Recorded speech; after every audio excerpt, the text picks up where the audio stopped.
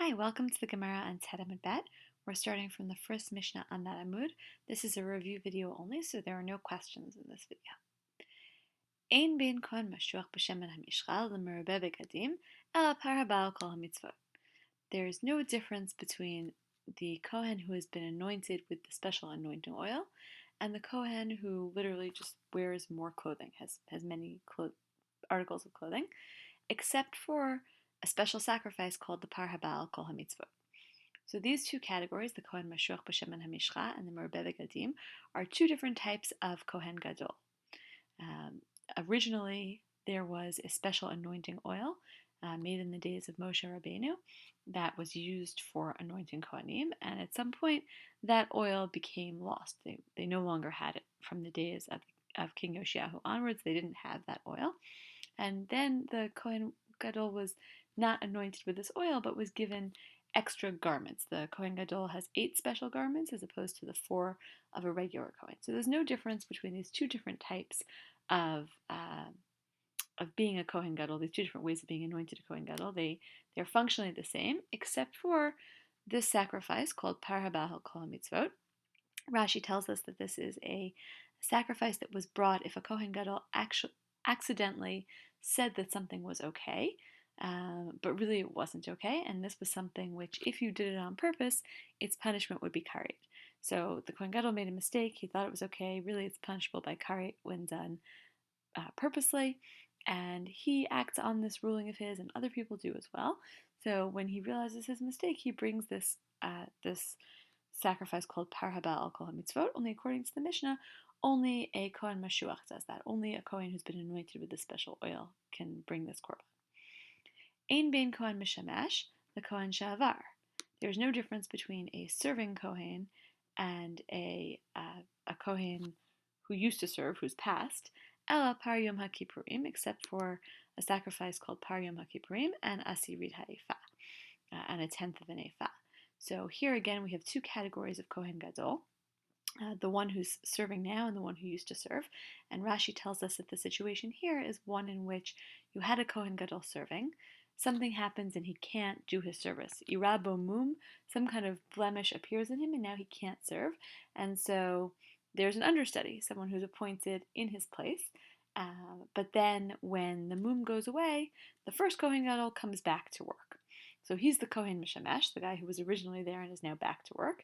And the Kohen Shavar is the guy who filled in for a little bit. He was the Kohen Gadol briefly, but he's not anymore. So the only difference between these two versions of a Kohen Gadol is that only the one who is currently serving can offer the Par Yom HaKippurim, the special sacrifice that was offered by the Kohen Gadol on Yom Kippur. And only that Kohen Gadol can offer the Asirit HaEfa, which is a grain offering given every day by the Kohen Gadol. The Gemara starts off and says, Hal inyan par Yom Kippurim v'Asirit HaEfa, zeh v'zeh shavin. So here's the Gemara's inference from the Mishnah. This must mean that for Par Yom HaKippurim and Asirit HaEfa, the two are the same, meaning the two categories mentioned at the beginning of the Mishnah, Mashuach B'Shemen HaMishcha and Merubeh Begadim, those must be the same when it comes to the difference mentioned in the second part of the Mishnah. When it comes to offering the Yom Kippur offering and the Asirit HaEfa, those two are the same.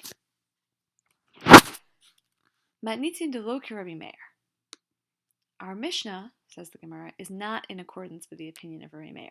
Remember that sometimes we've seen the Gemara at this point asking Mani, who does our Mishnah go according to? The Gemara doesn't ask that, but it begins that conversation. So our Mishnah is not like Rabbi Meir. To Rabbi Meir, because if it were Rabbi Meir, Hatanya, don't we learn in a Breita? Here's the Breita. Merubeh begadim mevi par habal kol hamitzvot, divrei Rabbi Meir. A Merubeh begadim, the Kohen Gadol who wears the 8 garments but has not been anointed by the oil, he brings a par habal kol hamitzvot. He brings the special sacrifice according to Rabbi Meir, which is of course the opposite of our Mishnah. Our Mishnah said that only the Kohen Mashuach brings the par habal kol hamitzvot. Rabbi Meir says the Merubeh begadim also does. The Chachamim Omrim, and the other rabbi said, Eino Mivi. No, he doesn't bring, right? The Meribeh Begadim can't actually bring that special sacrifice, and so Chachamim match with our Mishnah, but Uri Meir does not. My time is Uri Meir. What's the reasoning of Uri Meir? The Gemara wants to know. Titania, as we learn in the Braita, Mashiach Ein li ela mashuach b'shemen hamishcha meribeh begadim minayin. So the word Mashiach in the pasuk in Vayikra Gimel Dalet, and I'll show you this pasuk here because it's barely quoted at all. So let's look at the pasuk. The pasuk says, "Ima kohen Mashiach yechatah la'ashmat ha'am v'hikriva chatato asher chata par ben bakar tamim la'ashem chatat." So this is the reference to the Parak Habal Kol HaMitzvot, and the person who brings it, who's able to bring that sacrifice, is described as HaKohen HaMashiach, literally the anointed Kohen. So here's what Rabbi Meir is going to do, or what the Brights is going to do, with that pasuk. Mashiach ein li ela mashuach b'shemen hamishcha. If the pasuk had said just the word Mashiach, then I would have thought, ein li ela, I would only have had the Kohen who was anointed with oil. That's what that word means. Meribeh begadim minayin. How would I know that the Meribeh begadim can also bring this korban? Talmud Lamar HaMashiach. It comes to teach us HaMashiach. The pasuk doesn't just say Kohen Mashiach, it says HaKohen HaMashiach. And so, according to the Braita, HaMashiach, as opposed to just Mashiach, teaches you that it's not only the Kohen Mashiach who can bring this korban, but also the Meribeh Begadim, and that is where Rabbi Meir is getting his opinion from, according to the Gemara. B'mayu kimna de lo Rabbi Meir. How do we uphold it that it is not like Rabbi Meir? Meaning, why do we think that the Mishnah does not match Rabbi Meir's opinion? Ema seifa. I will say the seifa, meaning, let me remind you of the second part of the Mishnah. Ein ben kohen mishamash lekohen she'avar, ela par yom ha'kipurim ve'asirit ha'efa. Just quoting for us again the second part of our Mishnah.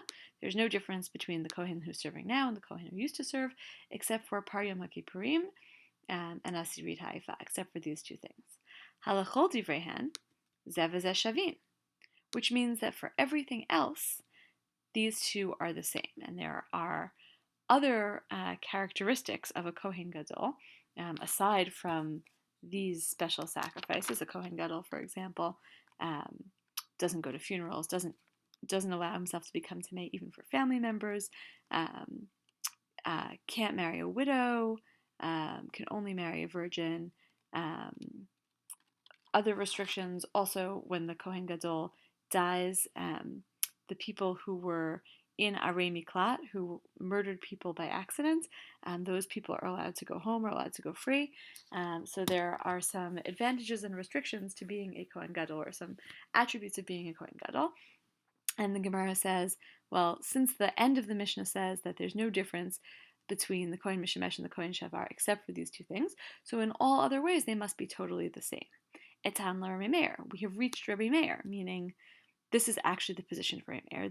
The second part of the Mishnah actually matches Rabbi Meir. Titania, as we learned in a Braita. Irabo psul minu kohen acher tachtav, rishon chozer la'avodato, sheni kol mitzvot kuna gdola alav, divrei Rabbi Meir. So this is the opinion of Rabbi Meir in a Braita. If a psul happens to him, meaning if the Kohen Gadol who's serving has something that makes him invalid for service, and they appoint another Kohen literally beneath him or in his place, the first one goes back to his service, meaning once he's better, and the second one, all of the mitzvot of the Kohen Gadol are incumbent upon him. These are the words of Rabbi Meir. So it kind of sounds like Rabbi Meir matches the second part of our Mishnah, although of course in these words of Rabbi Meir, he doesn't say anything about the except part of our Mishnah, right? He doesn't say anything about our Mishnah, even the Sefer, doesn't say they're exactly the same. It does say except for par yom ha'kipurim v'asirit ha'efa. But the Gemara seems to assume that this is close enough that Rabbi Meir here is basically saying the same thing as the Sefer of our Mishnah. Rabbi Yossi Omer, Rabbi Yossi says, this is still within the Braita, Rishon chozer la'avodato, sheni eino ra'ui lo loken gadol v'lo loken hedyot. The first one for sure returns to his service, meaning the guy who had to leave his Kohen Gadol service for a little while because he had a mum, so he definitely goes back to his service. But the second one is not fit to be a Kohen Gadol, nor is he fit to be a regular Kohen. Ve'amar Rabbi Yossi, and Rabbi Yossi further says, gives the following story. Ma'aseh Rabbi Yosef ben Ulam mitzipori, Shira bo psul b'kohen gadol. It happens to Rabbi Yosef ben Ulam of Tzipori, a place you know a lot about, that the Kohen Gadol, some mum happened to him, some psul happened to him. Uminuhu tachtav, and they appointed him in his place. So they appointed this other Kohen Gadol in his place. Ubama asel lifnei chachamim, and the story, they told the story to the chachamim, to the rabbis of that generation. Ve'amru, and they said, they ruled as follows: Rishon chozer la'avodoto. The first one goes back to his avodah. Sheni eino ra'ui lo l'kohen gadol v'lo l'kohen hadyot. And the second one, the one who was briefly serving as the stand-in Kohen Gadol, he's not fit to be a Kohen Gadol or a regular Kohen. Kohen Gadol mishum eva. He's not fit to be the Kohen Gadol because of eva, because of the possibility for jealousy and hatred. You can't have two Kohen Gadols at the same time. It's not a recipe for success. Kohen Hedyot mishum ma'alin b'kodesh v'lo moridin. And he can't go back to being a Kohen Hedyot because we have a principle that you go up in holiness and you don't go down. Once you've been a Kohen Gadol, you can't go back to being a regular Kohen. Reisha Rabbanan, v'seifa Rabbi Meir. Could it possibly be true, the Gemara says, that the first part of the Mishnah is in accordance with Rabbanan, meaning we said it doesn't match Rabbi Meir, it matches the Chachamim, and the Seifa, the second part of the Mishnah, is the opinion of Rabbi Meir? Could that possibly be the case, that we would split the Mishnah and say one is one person's opinion and one is the other person's opinion? Again, keeping in mind that our Mishnah doesn't mention any names to attribute to. It's not like there's a stated machloket in the Mishnah. Amar Rav Chisda. Rav Chisda said, Yep, sure, no problem. Reisha Rabbanan, v'seifa Rabbi Meir. The early part of the Mishnah, the first part of the Mishnah, is in accordance with the opinion of the rabbis, and the second part of the Mishnah is in accordance with Rabbi Meir. Rav Yosef Amar, Rav Yosef gives a different opinion. He doesn't seem to like that split. He says, Rebbe, this is the opinion of Rebbe, meaning our Mishnah actually, in its entirety, is the opinion of Rebbe. V'nasiva liba d'tanai, and it was attributed to, or was put upon, the opinions of the Tanaim, meaning you can say that you can play this game, right? You can say that the first part of the Mishnah matches the Rabbanan and the second part matches Rabbi Meir, but in fact the Mishnah reflects the opinion of Rebbe, who held all of these positions, and in that way we don't have to say that the Mishnah fits either exactly with Rabbanan, which it doesn't, or with Rabbi Meir, which it really doesn't, and so we just decide that in fact the Mishnah is in accordance with the opinion of Rebbe, but we haven't actually changed anything about the Mishnah. The Mishnah is supported as is, and this first assertion of the Gemara, this also is not challenged at any point. That's upheld as well.